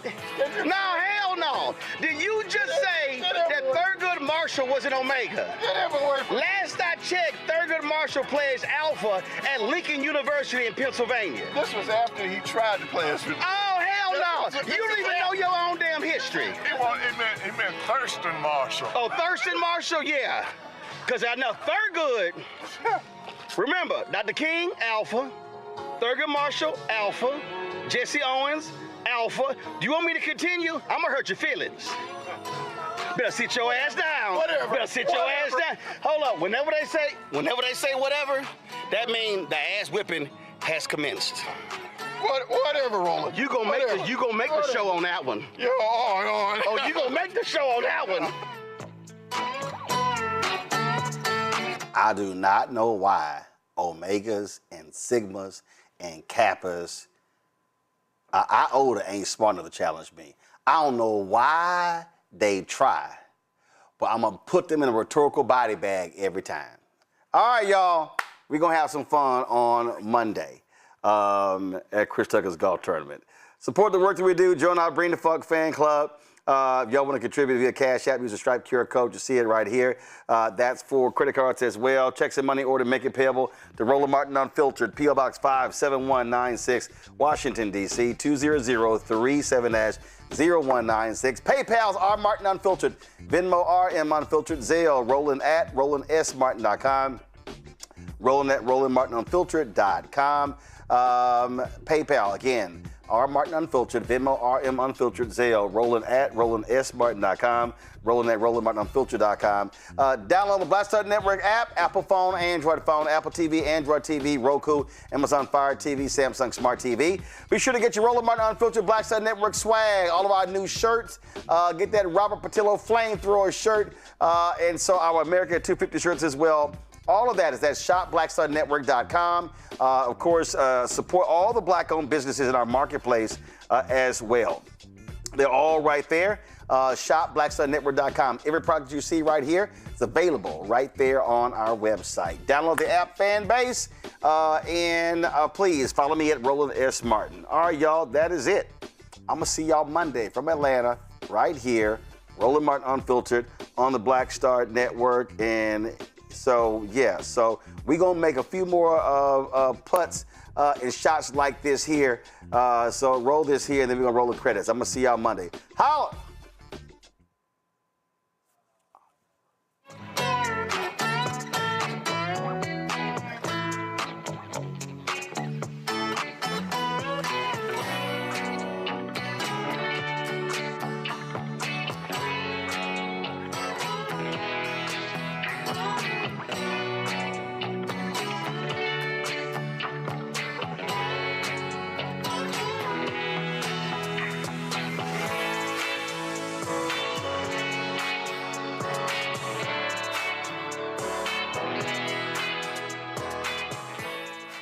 Hello, I'm Isaac Hayes III, founder and CEO of Fanbase, and I'm here with